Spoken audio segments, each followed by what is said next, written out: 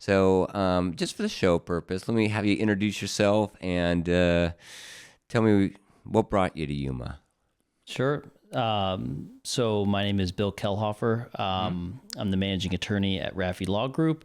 I have been an attorney for about 12, almost 13 years. And I've been with Rafi Law Group almost 10 years. Awesome. So I have been practicing personal injury the majority of my career.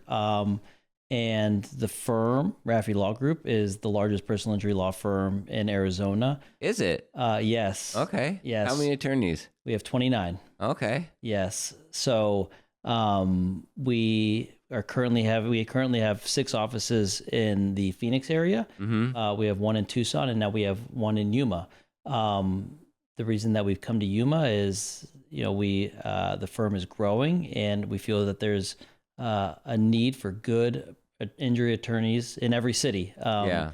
And we're happy to help the people of Yuma, and I can tell you more about the firm. And I'm sure we'll kind of get into that to some degree, but our firm never takes more money than what the client gets in their pocket. And that's an unusual thing in personal injury. What usually happens is the attorney will have their contingency fee of 1/3. They take that off the top. They then pay medical doctors, and the clients get whatever scraps are left over. In every single one of our cases that we settle pre-litigation, the client gets more than what the lawyer gets. Really? Every time. Okay. I don't know anyone in Yuma that's doing that. And if we can't make sure that the client gets more than us, then we'll just reduce our fee, and then the client will get more. Okay. And we do that every single day. So, we're entirely personal injury based, mostly motor vehicle accidents, some dog bites, trip and fall, slip and fall, but no workers' compensation, no estate planning, no criminal, no immigration. Obviously, there's people who will call us who need wills and trusts or estate planning. Sure. Because your name is really prominent. It's all over the buses. It's on billboards. It's really easy to remember, and Rafi is right there. It's not this big long name like Deason, Garner, Hansen, or anything like that. So I could see how people would call for a lot of different things, or if they've had a good experience with you in another area of law, that they'd call up for those type of services. Bob, can I get just a little bit about your background and what brought you to Yuma and why you practice here? Yeah, my name is Robert Bohjanen. I'm an attorney at Rafi Law Group. I've been with Rafi Law Group for about 3.5 months. Just moved down to Yuma. I'm going to be managing the Yuma office. I've been practicing close to 5 years, and most of it has been personal injury. Okay. Yeah. So what brought you down to Yuma? I thought it'd be a great opportunity, for my career. Do you commute or do you live here full time? I live here full time. Oh, you do? Yeah. I actually moved down last Tuesday. Okay. And ever since coming down here, I've really loved it. I can tell it's really community driven. Everyone's really friendly. Yeah, I think Yuma is one of those. It is definitely acquired taste. Most people don't pick it out on a map and say, "Ooh, I'd like to live there." But once they've visited their relative or they've snowbirded here or whatever it was that brought them here initially, a military stint or a job, and then the community starts to grow on them. And a lot of people would never leave Yuma. And you could probably throw me in that mix. It would take a lot for me to leave Yuma permanently. Now, I may go north for the summertime. I mean, especially this time of year, I'm kind of getting grouchy when I go outside and I'm sweating immediately. But I enjoy the pace of the community, and I enjoy it's got some camaraderie that maybe some other cities don't have, even smaller cities. It's a folksy town. I love Yuma, and I manage all 8 offices at the firm, and our Yuma office is fully staffed at this time. We have 8 employees who all live here in Yuma, and one of the one of the big aspects of the firm is giving back to the community. And not to say anything about the amazing staff that we have in Mesa or in Phoenix or in Avondale, but our Yuma team is so invested in the community, and they're consistently bringing us opportunities for backpack drives or for sponsorship events, or just opportunities to give back to the community. Like it's so genuine. And our Yuma team is just so involved in the community that it's amazing. I genuinely enjoy the people in Yuma. That's not just in our office, but I've been here in Yuma probably about 3 or 4 months of this year, getting this office up and running and off the ground, and kind of building all the protocols and procedures. And I've found that not only is Yuma extremely community based, but like you said, like people are nice here. People are helpful. It's an enjoyable place to be. Whether it's at, there's so many amazing places. Like we were at the Elks Lodge just a couple days ago, and just walking around meeting everyone, they were so welcoming and nice and helpful. Or having a cigar at Son of a Gun. Just cool places that I can see why people would come to Yuma and stay in Yuma, because it is a very nice place to be, where people will care about their neighbor. And it's nice. It's really enjoyable. I'm glad that's been your experience too. Now, I want to dig in a little bit to some questions that our audience might have when they are looking for an attorney. And the interesting thing about having a podcast by attorneys for the general public is we know that we have this stigma that attorneys are these blood-sucking parasites that are just preying on the weak and feeble-minded out there. And that is until you need one. And then the attorney is your best friend, and they are the most noble companion that you can acquire. And so how do we bridge that gap between, here are those attorneys, those dirty, nickel and diming attorneys, to this is somebody now that I'm going to trust with my dirtiest, darkest secret.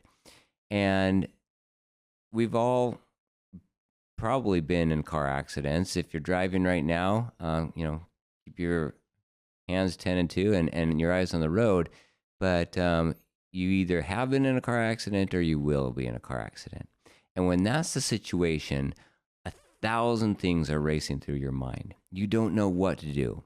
And so I kind of want to get your feedback on some interesting scenarios that you've seen and where things went right, or an alternative where things went 100% wrong. Had they just changed it a bit, they could have a totally different outcome. So kind of want, like your genuine feedback on that in your real life experiences. Sure. So my father was an attorney, and he has certainly heard every lawyer joke in the book. Uh-huh. Got any good ones? I'll try to think of one throughout the podcast. Of a good one. I have a book of them, actually. Probably somebody gave you as a gift. Yes. But what he would always say is, people will say negative things about an attorney until they need one. And then when they need one, they want the best one that they can possibly afford. Yeah. Because attorneys don't come into your life when everything is going well. Almost every circumstance, you need an attorney because you have a problem. And you need help with that problem. Whether it's you have a criminal problem, or you have an immigration issue, or you have a family member has an impending departure, or if you're in an accident.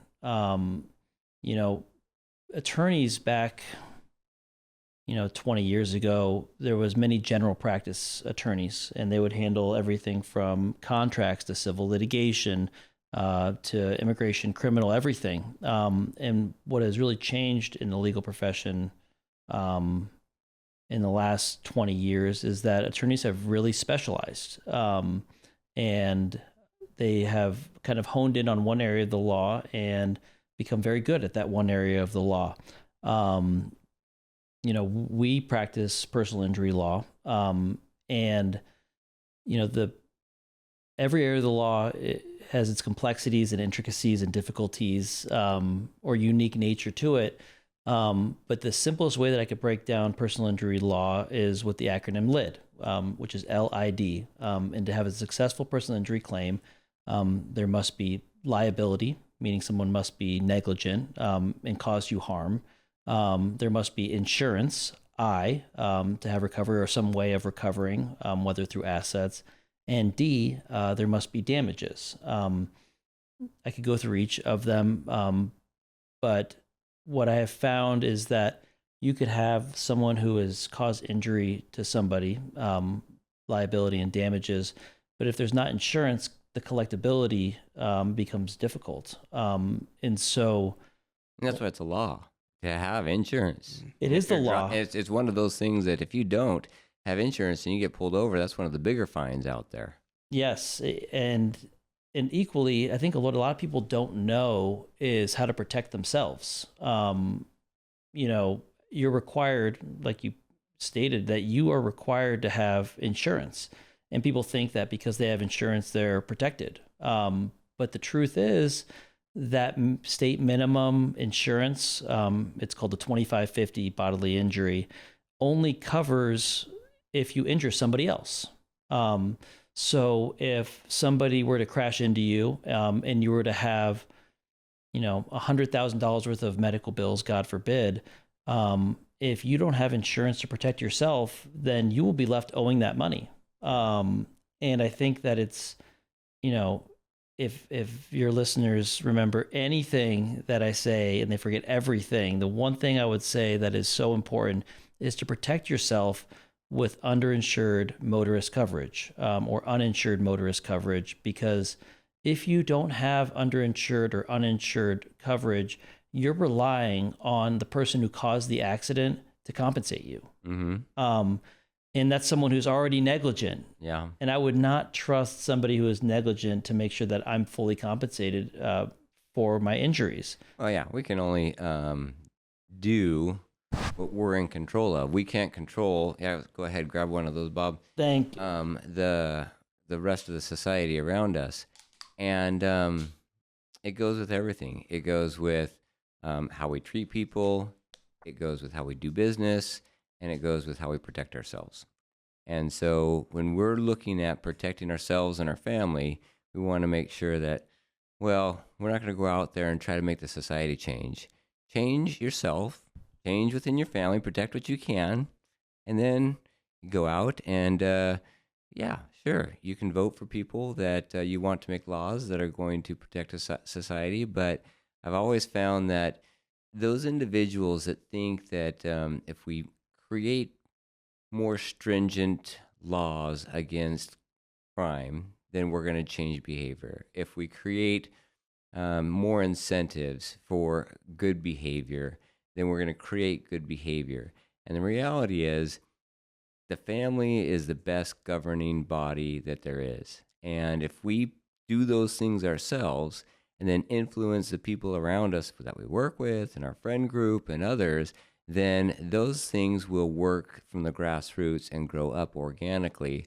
And then we can advocate for them, certainly, because we're living those principles. But I absolutely get what you're saying is, you can't go out and just demand that other people have insurance and think that it's going to be okay. We already have a law that everybody else has insurance, but that doesn't make us okay, because if the people that are either drunk driving and run into you, they're breaking the law already, and chances that they're breaking the law by not having insurance is up there, and now you're out of luck in two ways.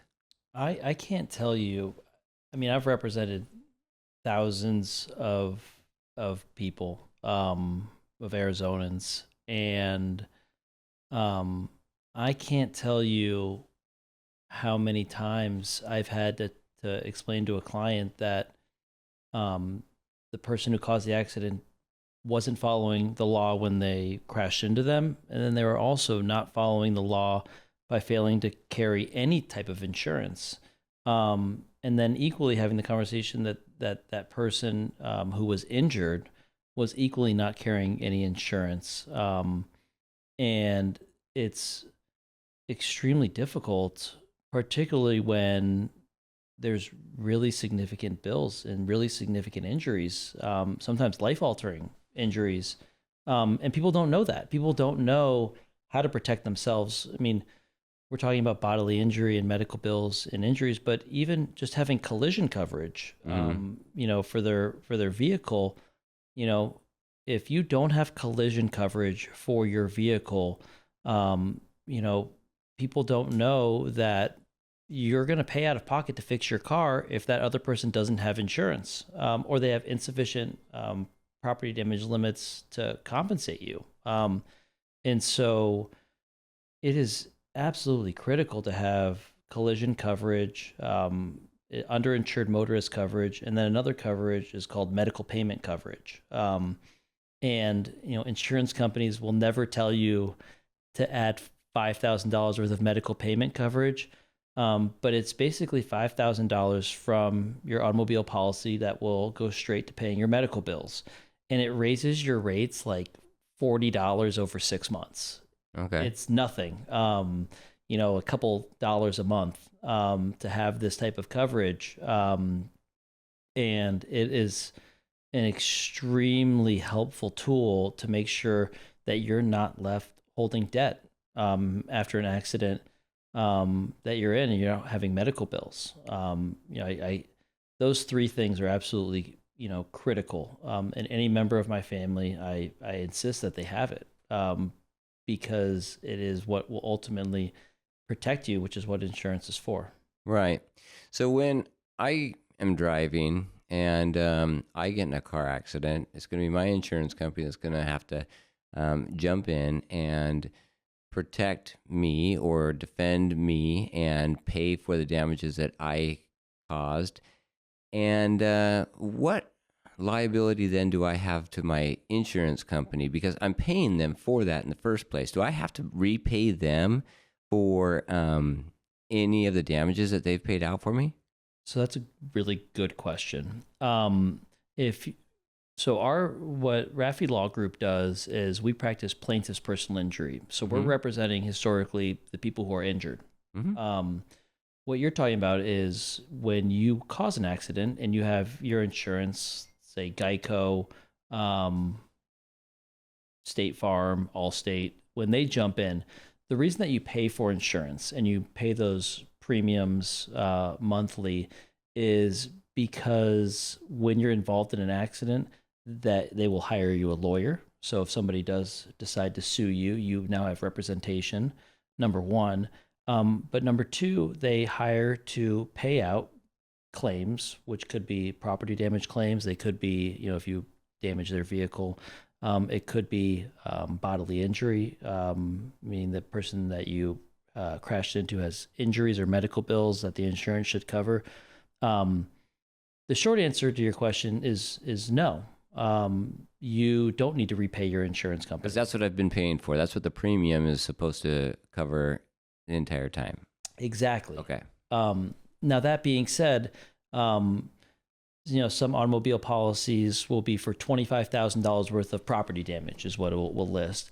Now, if you were to crash into a Corvette or a very expensive vehicle, your insurance would only cover up to that $25,000 worth of damage to the vehicle, and you could end up owing the difference between the remaining balance. Mm-hmm. The vehicle you crash into is worth $40,000.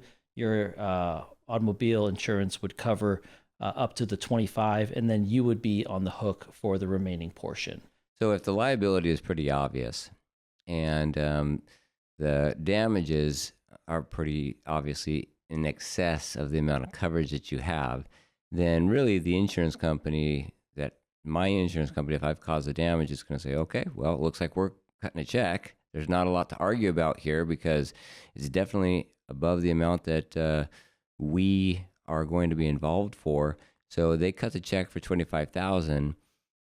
Then, as a personal injury attorney on the other end, what do you recommend for your clients to do that they've run out of insurance and now it's just the person that's liable for the excess damages? So then it becomes a balancing act, because the insurance will cover $25,000 to get that vehicle fixed. If that person who has the damaged vehicle wants to accept that $25,000, the insurance company, Geico, State Farm, Allstate, will make you sign a release. And so the plaintiff's attorney, like Rafi Law Group, would have a conversation with their client, and they would say, we have choice A, which is to accept the $25,000, or choice B is to pursue that person individually. So if you accept the $25,000, you have to let the person off the hook? If you sign the release, generally speaking. Really? So I can't release the insurance company without releasing the individual? No, you will. They will historically make you sign a release, which will then release the ability to take their money and sue them, which is the leverage and settlement. That's interesting. Okay, well, so those are the type of nuances that I had no idea, and good to know. What about, let's say that I'm driving along and somebody pulls in front of me and brake checks me. I rear end them. What's the first thing I do? And I see a lot of it on YouTube. I don't know if it's as prevalent as I'm seeing out there on YouTube, but because of these dash cams becoming more popular, a lot of people have it recorded, and so they not only put it on YouTube, but they have it for evidence that, yeah, it wasn't their fault. Because it seemed to be in the past when I was growing up, if you rear-ended somebody, it didn't matter what was going on. It was your fault. Now it seems to be kind of a scam. People go out there and try to get rear-ended so they can collect some insurance money. That is illegal. Yes. And if anyone listening to this were to have that happen, I would hope you'd have a dash cam, number one. But if I don't? I would, well, regardless if you do or you don't have a dash cam, immediately call the police. Okay. That is the most important thing, and I would report that to the police. And I would make sure that it's in the police report, so that it's documented on day one. That is the most important thing. I would also report it to your insurance company that that's what happened. Do cars have dash cams, or most of these cars have cameras that help you park? Teslas have cameras all over the place. Most vehicles in general have cameras in different areas. Do they have a device that is typical that is recording in case there's an accident where there's this black box of information that can be accessed? Yes, and you see that more. So every vehicle has a black box, which will really calibrate. And most new vehicles in the last about 15 to 20 years will have that. You see it in just about every trucking case, like a semi-truck. They'll always immediately file suit in those cases, request a black box so that they can determine speed, and when their last break, how long they were on the road. They have those. Most modern vehicles have those. Equally, modern vehicles, nicer, newer model vehicles with cameras will also automatically activate and record accidents if they occur. So they're recording in a loop, essentially, and then if there's an accident, they're going to capture that last whatever minute of driving time. If the newer, nicer vehicles have that feature in them. Oh, okay. Yes, depending on what vehicle you have, if there's cameras, then they will have that. I think some require you to pay a subscription. Some companies, but yeah, I think it depends on the model. You can go on Amazon too, and there are tons of them. I've got 3 children who have driver's license now, and each time one got their driver's license, it caused me a night of tossing and turning because, they're driving around in this huge metal box that could cause a lot of damage real quick. It only takes them to not pay attention, or a friend that's distracting them, or whatever it might be. It could be bad road conditions, and life-altering events occur quickly in cars. And so I've always wanted a camera in there so we could record and have some type of evidence as to what has happened. They're relatively inexpensive too. They are. So do you recommend that for the people listening? If you don't have one built in your car and you don't know, go out and get one? Absolutely. It's usually like, around $100, and it will certainly prevent. I mean, I think the circumstances that you were talking about, someone like brake checking or committing that kind of crime, which is what it is relatively unusual. Oh, good. So all those YouTube videos I'm seeing, they're the exceptions. They're not just happening. It's not a wave of crime going across the country. No, what a dash cam is more effective with is what you'll see very regularly is a lane change dispute, meaning the vehicle drifts into your lane, and then they'll blame you for drifting into their lane. If you have dash cam, that would be very clear. Or what you'll have is both vehicles are claiming that they have a green light, or you'll have a vehicle turning left on a green arrow, and the other vehicle coming from the opposite direction will claim that they have a green light. And those are when those dash cams are really effective, and that's when I usually see them kind of being brought into evidence, is kind of in those word versus word, no independent witness circumstances where you're trying to sort out what actually happened, which can be very, very helpful, because when a police officer arrives to the scene of an accident, they are doing the best they can to determine, based on the damage to the vehicles, where they're laying after the accident, if there are any witnesses who stopped and saw the accident and can report that to the police, which is not that common. Most people will kind of drive on and assume that, oh, there was an accident, I saw it, but the person who caused it will admit that they were at fault. And unfortunately, if the person who is at fault doesn't admit it and they blame the other vehicle, then it's a word versus word accident. And those quite often end up in court. So having a dash cam in those circumstances would quickly sort it out. And I've had those cases, and it quickly sorts out and gets the other vehicle to accept liability, which was, the first of those three elements, the L, I, and D. Because if liability is not established, then the insurance doesn't kick in and pay. They must be liable. And the insurance company has to admit that. That's their analysis. Yeah. They're going to look at all the evidence. They're going to interview all of the witnesses. They're going to interview their insured. They're going to look at the property damage, and they're going to make the decision. You could have a police report that says this other vehicle is at fault and that they caused the accident. And if State Farm doesn't believe that police report, they believe they're insured, which sometimes they do. It could still be a word versus word circumstance, and they don't accept liability. And they don't fix your car. And that's, I think, one of the most frustrating things for my clients, is that they don't have collision coverage. And I guess just to briefly explain collision coverage, you pay your deductible, you pay out of pocket, and the insurance company fix your car, period. It's that simple. Pay your deductible, they fix your car, and you don't need to wait on liability to be established.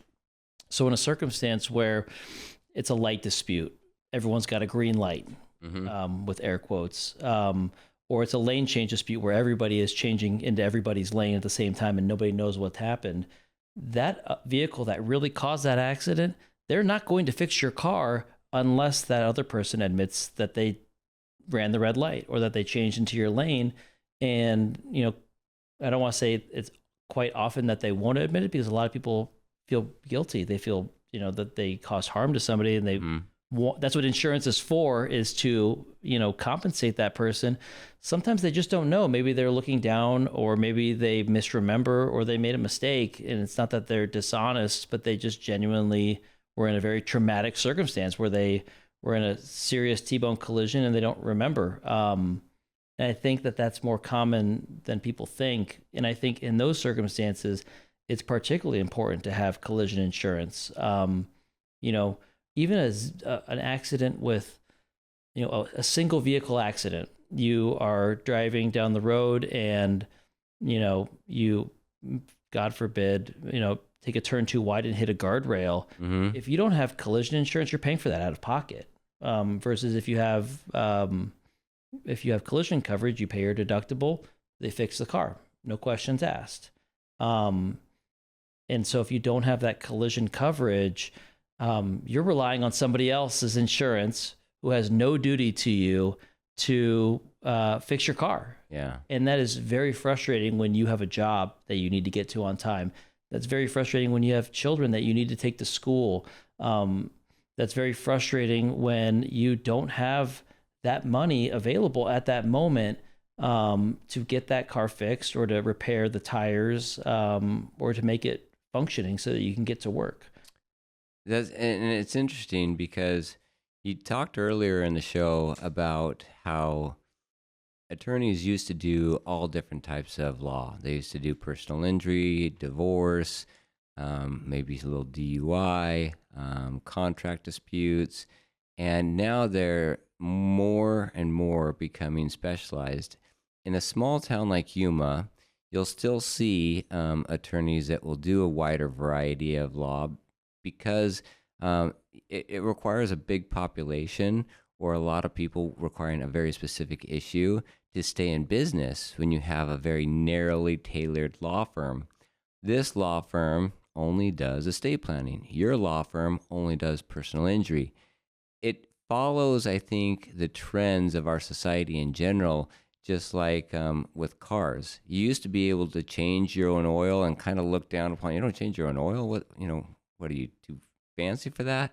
But now it's like, no, I don't change my own oil. It would cost me more money to go out and buy the oil filter, jack up my car, get under there, take the hour and a half, whatever it takes to change my own oil, than to go in and get it changed in 20 minutes, even if it costs a little bit more. And sometimes their oil that is just the same or better quality is going to be cheaper because, of course, they're buying it in bulk. And what I'm getting at is the specialist is required because we're surrounded by highly technical special equipment all around us, whether it's a car or the medical practice or the law. And so have you gotten those clients that are frustrated with you because you've done such a good job in representing them in a personal injury claim, and they come up and say, hey, now I need this. I got this contract I need you to review. Can you review this for me? And you say, well, that's not really what we do. And they say, well, I know, but you're a lawyer. You went to law school. Could you just do this for me? And they get upset that you won't? Yeah, that does happen. I think that one thing that I'm very proud of, so your audience may find this funny, but most people dislike their lawyer. And I say that because you're usually dealing with a pretty significant problem in their life. Our firm, Rafi Law Group, we do a survey at the end of every single case. 9 out of 10 people who use our services would recommend us to somebody else. And so, 45% of the clients that sign up with us every month are referred by friends and family and former clients, which is a huge number. We have advertising everywhere. But you can't buy that type of advertising. But you can't buy that. And so people, trusting your lawyer and having people come and say, I want you to review this contract. I get those cases all the time. Just today, there was someone who had a family law issue. And I wanted to make sure that they were in with an attorney who I know does a good job, who I would trust with my family, or with my family law issue if I were to ever have one. And so I know that there's so many nuances to personal injury, and I also know there's so many nuances to family law or to estate planning. And so is it frustrating that they want me to handle everything?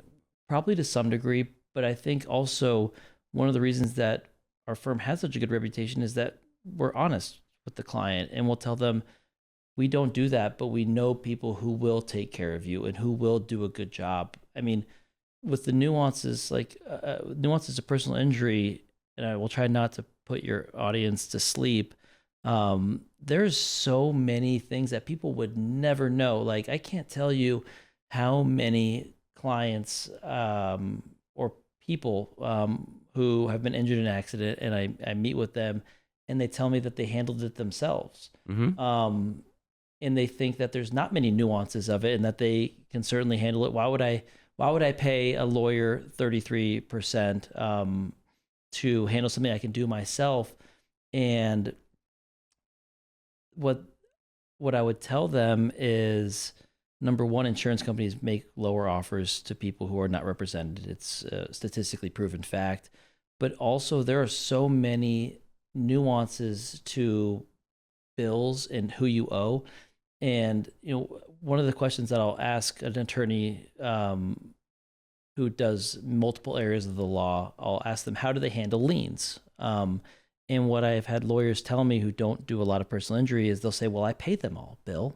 At Rafi Law Group, we know lien law very well. And there are some liens that you are not required to pay out of the settlement. Mm-hmm. And knowing who you do and don't need to pay is, I think something that has an attorney who only does personal injury, it sets them apart from attorneys who maybe do other areas of the law, because I could get into so many nuances. And again, I don't want to bore your audience, but most people don't know this, that if you go to the ER, you think that you just owe your copay and your deductible.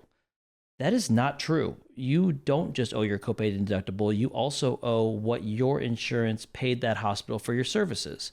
So if you were to go to the hospital, just for simplicity, have a $100,000 bill, your health insurance will pay $25,000. You have paid your copays and deductibles, whatever that may be.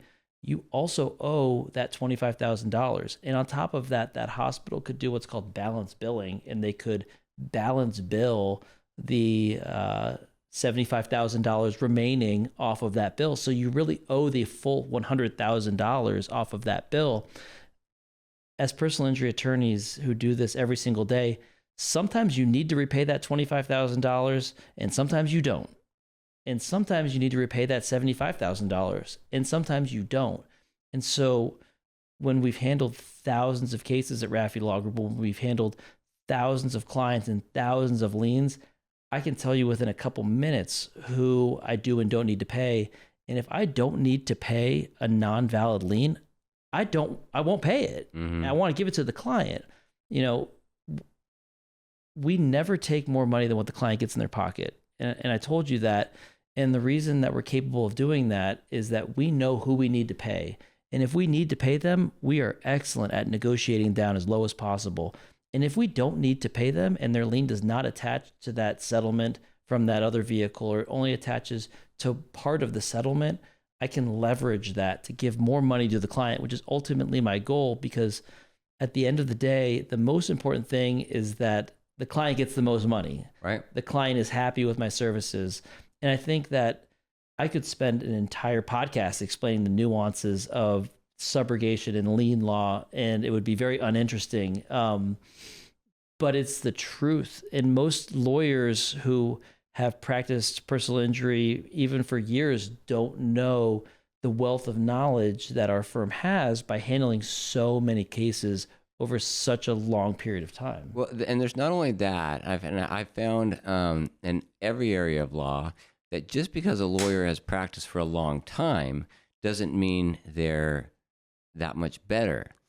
For example, you could practice the law lazily for a long time. For example, all the liens that come in say, yep, pay those liens and continue going on, and do that for 10, 15 years. And just because you've done it for a long time doesn't mean you're a good lawyer. It means you're experienced. And of course, generally with experience comes a bit of knowledge. But unless you buckle down and research the law and figure it out on a case-by-case basis, you're not going to know those nuances, or you're not going to advocate as zealously for the client as you could. So I absolutely get that. There's a lot of attorneys out there that they want to get in and out as quick as possible, and they don't want to get into the nuances of the liens. So they're just going to say, pay the liens and we'll move on. And that's interesting to hear that some need a little bit more scrutiny than others. Yeah, I think, when you become a personal injury attorney, you tell people that's what you do for a living. And it's probably the same for you doing estate planning. When you tell people you do estate planning, you'll hear a story of estate planning that went crazy wrong. Yeah. And when I meet somebody, I tell them I'm a personal injury lawyer, and they say, "Oh, I was in an accident."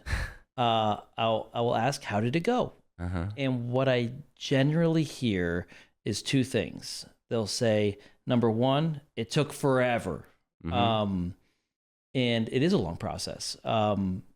But what they'll tell me is that it ends up in court, and then it went to a mediation, and it took years to resolve, which a lot of the times it needs to, but the majority of the time it doesn't. And if I'm able to get a case resolved efficiently and get a great result for the client, then that's a win-win. Yeah. And so they'll say, number one, it took forever. And then what I'll also hear is when the case finally did settle years later, they'll say at the end of the case, the doctor and the lawyers took all the money.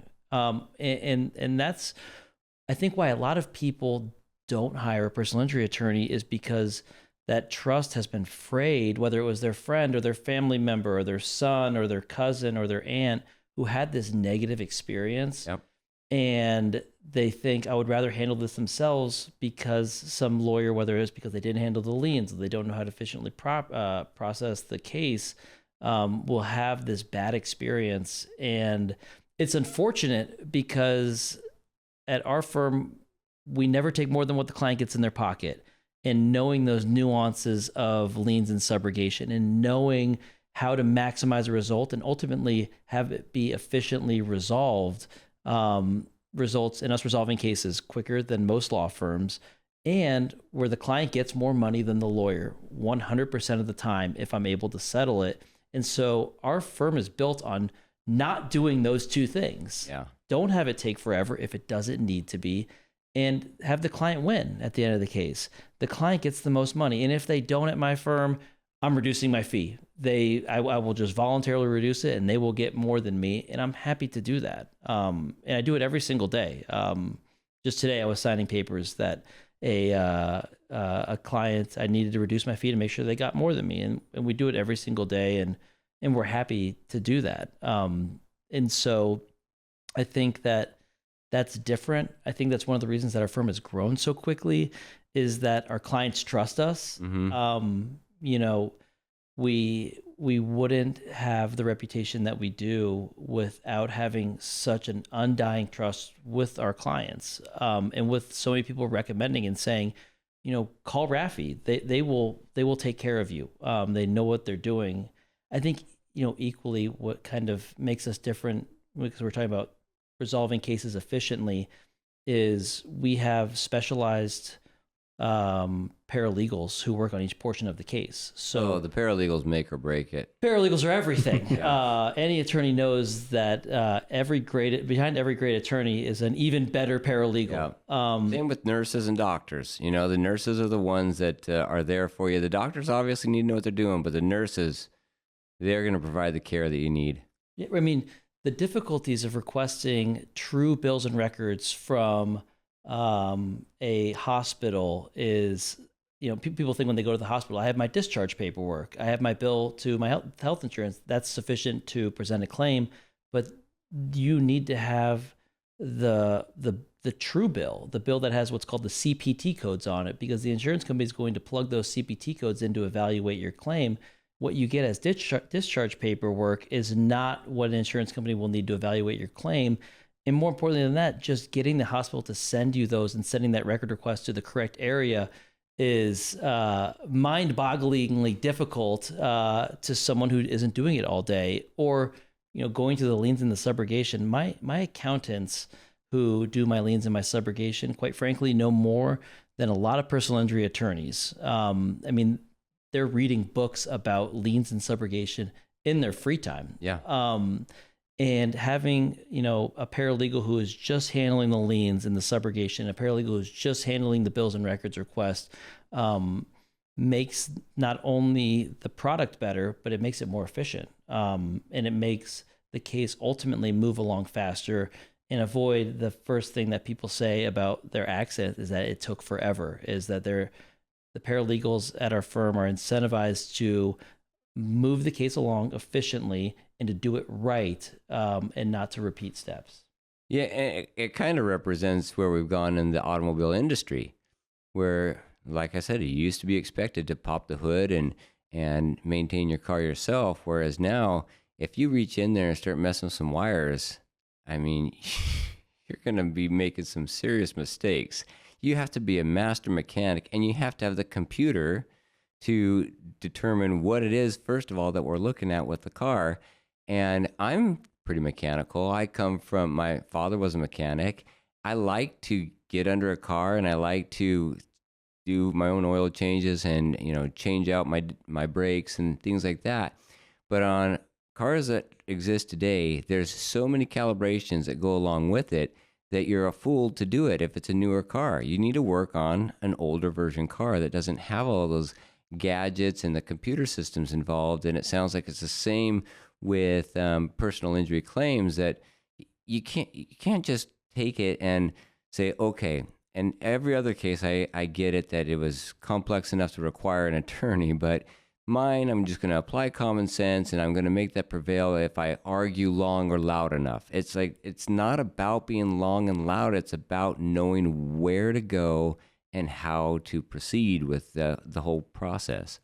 I think that's a really good point. And I think that it goes to the nuances of a personal injury claim, and in like I was talking about with LID or L, liability insurance I, and damages D, is you have to be very good at each portion of it, because a lot of people think, I'll handle this myself. I know that this person caused the accident. I'm going to pursue their insurance, and then I'm done. And the truth is that in any personal injury claim, there is so many sources of recovery. And when I'm explaining, to a client who's saying, I can handle this, what I'll explain to them is, not only are you paying to have this done efficiently, but you're going to gain the peace of mind of knowing it was done correctly. Because, most people don't know, if somebody causes an accident, they give their insurance over. Well, is that insurance for the owner of the vehicle? Is the owner of the vehicle different than the driver of the vehicle? If the owner is different than the driver, are there two separate insurance policies? Do I need to run an insurance check on the plates to determine if there's multiple coverages that cover this vehicle? Is that driver, do I need to run an insurance check through the DMV to determine if they have a separate vehicle? If they're driving their father's truck and they're a permissive user, well, the father has truck insurance, and then the son driver may have a separate policy that covers a Toyota Corolla.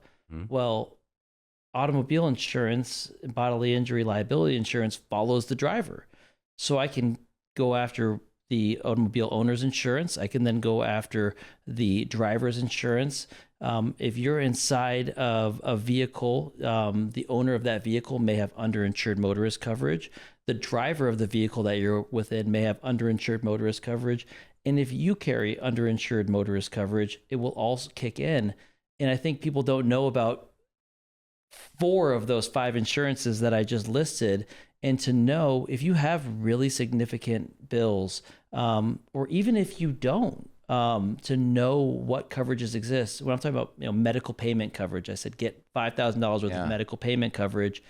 If the owner of your vehicle has $5,000 worth of medical payment coverage, which you won't know unless you open a claim, get their declaration page, and determine if there is $5,000 of coverage, that will cover you.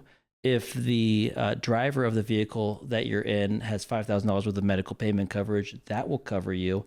If you have $5,000 worth of medical payment coverage, that will cover you. You may have missed out on $15,000 worth of coverage that you would never know that unless you're doing this every single day. And, there could even be what's called resident relative insurance, which unless you practice personal injury, you would have no idea what that even is. And what it is if you live with somebody who's related to you by blood or marriage, so your sister-in-law happens to live with you, so if they're related by blood or marriage and they live within your home, then their automobile insurance policy covers you. Really? Really. It's called resident relative insurance, and it's in every single policy. You request your policy language. You are a named insured. Well, you're not a named insured, but you are quote unquote insured under the resident relative coverage. And a lot of people, this would be interesting nuance for your podcast, but if you're married, I would recommend that you don't bundle your insurance. You think that you're saving money by bundling with Allstate. But what happens is by bundling you and your wife's insurance under one policy, if you have $100,000 worth of underinsured coverage, you only get $100,000 worth of coverage. If you have your policy through Allstate and a separate policy for her through Geico for $100,000, you're maybe saving, you're spending an extra $24 and missing your bundling discount, but you're doubling your coverage. And so you can go after that resident relative coverage. So, I tell anybody if they're married, they should have separate policies, because it will ensure that they double their coverage. You lose your bundling discount, but you double your coverage. And if you're ever in a terrible accident, it makes a monumental difference to have those additional coverages and policies. But again, this goes to, I can handle it myself. And, these are whether it's the lien and subrogation coverage or it's the insurance coverage, these are one of 1,000 things that our firm looks for on every single case. And we have, safeguards, and we have quality control departments who won't let the case move on to the next stage until we check the box to determine, is there additional coverages? Is there additional policies? Is there medical payment coverage? Is the owner or the driver different? Is there different policies?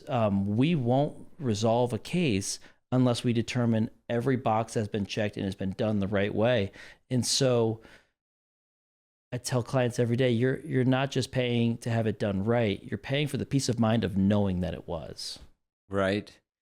Well, I certainly learned quite a bit.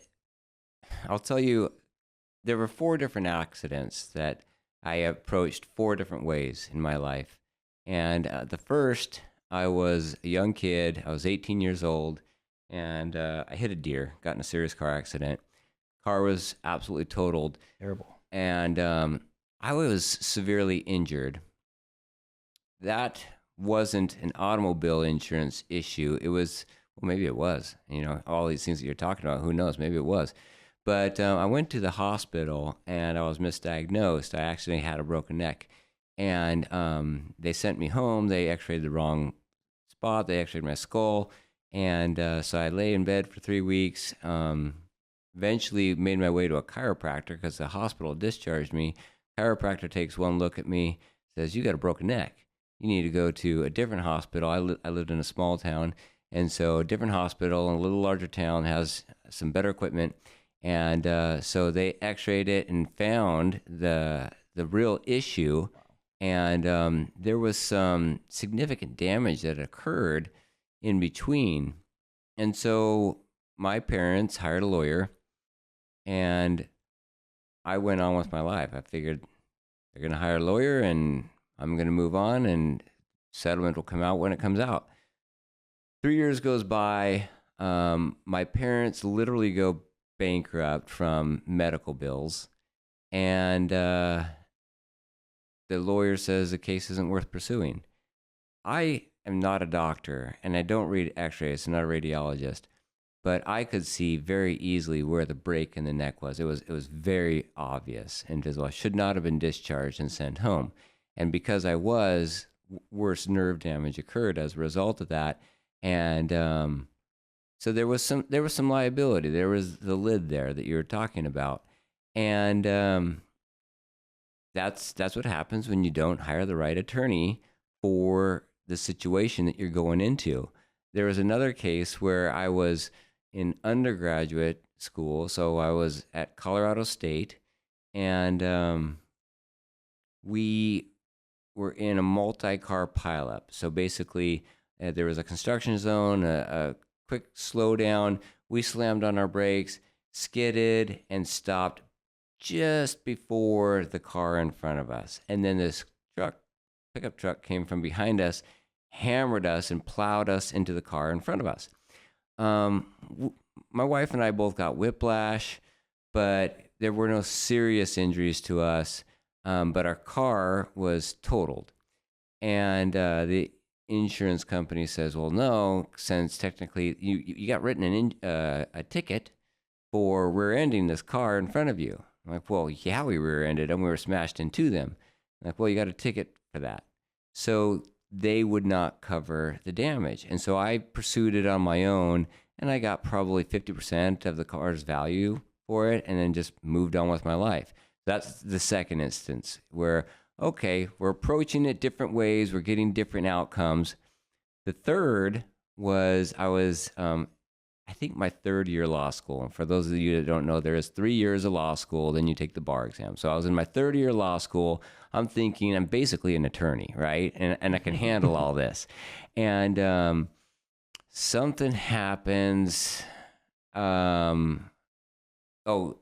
yeah. I was at an intersection, and I got rear-ended. It's just one of those things. I'm just sitting at the intersection, and the car in front of me wasn't paying attention, and they rear-ended me. And so the insurance company, I figure I'm going to deal with on my own, basically an attorney. And, no, I didn't have my license, but I could represent myself. And so I did that, and I got a couple $100. It wasn't enough to fix my car. Basically, it was enough to buy the bumper myself from a salvage yard, install it myself, and then have somebody paint it on the side. And so I certainly didn't get full coverage on that. Finally, fast forward 10 years, I'm graduated, I'm a lawyer, and we are stopped at a red light, and a car rear ends us. I call an attorney right off the bat. I call the police, I call an attorney.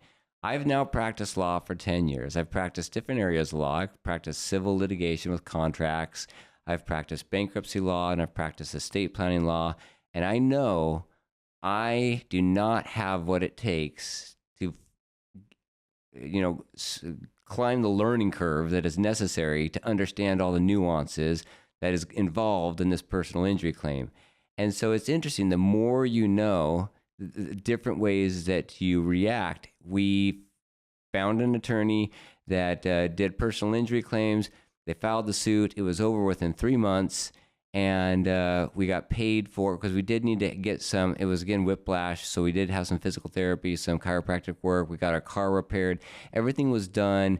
It was the smoothest. I didn't have to worry about any of the paperwork. It was the smoothest process of them all by far, and all different scenarios. So one, we had an incompetent attorney that didn't follow through properly. The first one with the personal injury claim. The second one, I tried to handle myself. Third one, myself, even with a law degree. And the fourth one, I knew enough to know I am not qualified to handle this. And so if you feel like you're one of those guys that you know how to figure things out, you've got that engineer style brain, or you're a tinkerer and you can figure things out on your own, you're a DIY guy, it's not for legal issues. It doesn't apply. And that is why we've got you here today, is to help our audience understand some of the things that you just explained, some of those nuances about different insurances that apply in different areas. What's a scenario that comes up to you that was a real great success in your book? There's so many, and hearing your stories, it reminds me of something that I tell clients every day. And what I tell them is, if insurance companies treated people fairly, I would not be very busy. Yeah. Insurance companies are for-profit companies. They want to pay you as little as possible. They will present you offers that look like they're fair, and they're totally not, and disingenuous and unfair. Are they typically being presented by their attorneys, or at least somebody that is an expert in their area of law? The insurance companies will almost always try to pay you a couple $100 or $1,000 immediately to get rid of you. And a lot of people will say, I don't want to deal with the headache, despite potentially having a case that's worth 10, 20, or $100,000, and the insurance companies know that, and so they will try to pressure you early to settle cases. I had a case. Where I had a client who was a very minor child. He was 1 or 2 years old, and his father was working on a semi truck and was pushing his hands inside of the open truck on the clutch to get the truck working, and the truck rolled onto the child and hurt him very, very severely. The child survived. The insurance company, it was his own insurance. It was a single vehicle rolling onto this infant child. Obviously, the father felt terrible. Yeah, heart-wrenching. Just absolutely terrible. They came to us and they just wanted a second opinion because the insurance company was offering $25,000 to settle the case, and all of their bills were being paid for by their health insurance, and they just wanted an opinion on whether they should accept it. For that child, I ended up getting all the insurance coverage that was available, which was over $1 million worth of coverage. We put it into a trust for the child that will be dispersed over a period of time when they turn 18 and 25, 30, 35.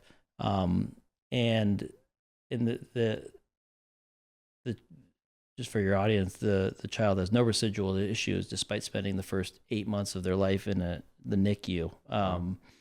Has no issues, but that's a perfect example of an insurance company knowing that they have millions of dollars worth of coverage and choosing to not offer it to this child and his family and just trying to take advantage of them. It happens every single day. And in like that circumstance, my father, who had a general practice, also did a little bit of personal injury. And he represented an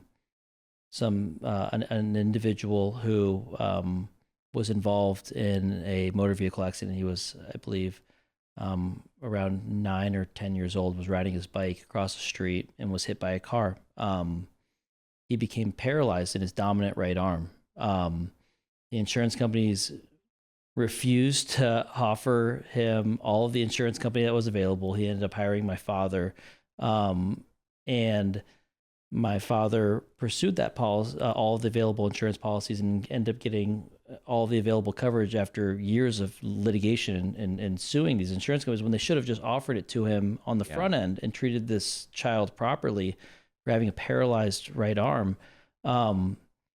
That child turned out to be a very close friend and brother of mine. And my father, when he settled the case, the kid's name was Jason Lester, and your audience can Google him.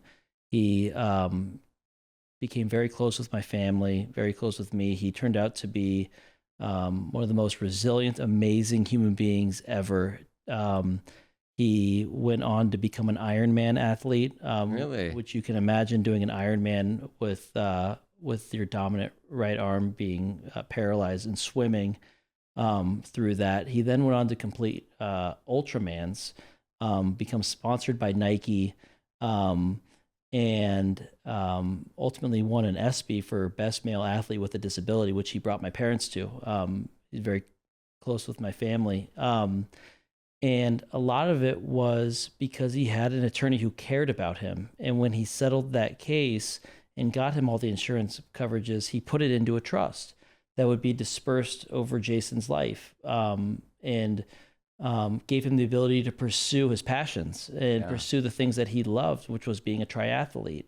And he was better than anyone else in the world at it. I mean, he became the first person to run the entire Great Wall of China. Really? He by himself. I mean, he's done just incredible stuff. Just an amazing human being. I look up to him in every aspect of my life. But that's an example of an insurance company not treating somebody properly, having an attorney who cares, and having a monumental, life-altering impact on somebody's life.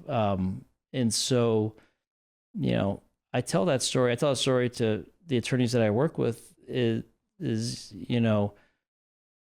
you can become jaded to personal injury when you do it as much as we do. Mm-hmm. And it's very easy to forget how you can have such a powerful impact on somebody's life and literally change their story, change their children's story.